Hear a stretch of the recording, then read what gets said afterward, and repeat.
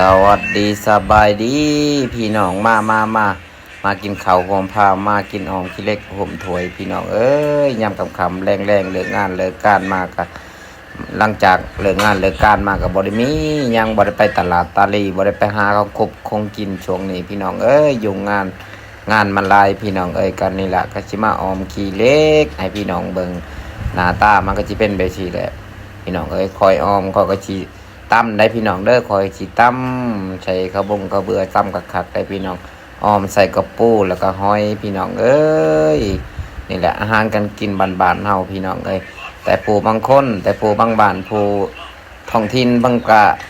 เพิ่นที่ออมแบบเป็นใบได้พี่น้องเอ้ยก็บ่ว่ากันเนาะ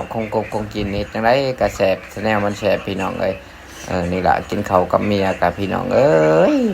ก็บ่ได้มีหยังหลายFC เห็นก็กดไลค์กดแชร์นี่เด้อพี่น้องเด้อ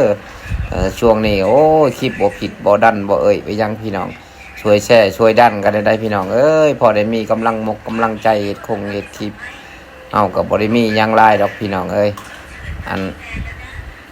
อาศัยพ่อแม่ญาติพี่น้องนี่แล้วพี่น้องเอ้ยมากดไลค์กดแชร์ให้พอได้มีเหือมีแห้งเฮ็ดงานเหตุการณ์พี่น้องมา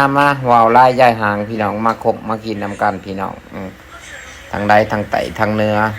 ทางใดก็แล้วแต่มากินน้ำกันเด้อกินน้ำเบาแม่นนี่เนาะพี่น้องอาหารการกินก็คำแรงกับบริมียัง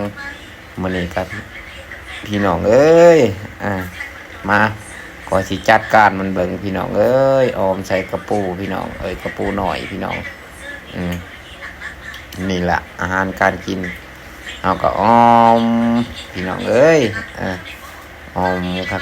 คักอยู่ได้พี่น้องเอ้ยแล้วแต่ผู้มักดอกว่าเนาะแต่ผู้บ่มักเฮ็ดจังได๋ก็บ่มักพี่น้องเอ้ย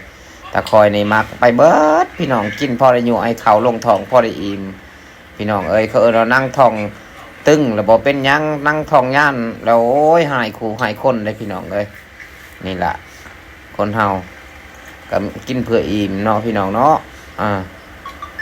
ว่าวไล่ย่ายห่างFGโหสิมาคลิปให้เบิ่งนี่พี่น้องเอ้ยนี่แหละคนอื่นก็เห็ดคลิปคือมาผิดดีคือมาแตกไว้แต่คือผ่านไว้แต่พี่น้องเอ้ยคอยมันเป็นไปยังมันจังบ่ผ่านพี่น้องคนติดตามก็ขึ้นลงนี่จะตีพี่น้องก็ติดตามในได้พี่น้องเอ้ยอย่าไปกดยกเลิกได้พี่น้องถ้าผู้ใดติดตามก็ขอบใจหลายๆและขอบคุณหลายๆพี่น้องคอยนี่เพิ่มเพื่อนบ่ได้เลยพี่น้องเอ้ยเพื่อนเต็มเลยพี่น้องยักเฮ็ดจังใดโอ้ยพี่น้องเอ้ยพากันช่วยกันได้พี่น้องช่วยกันเด้อพี่น้องเอ้ย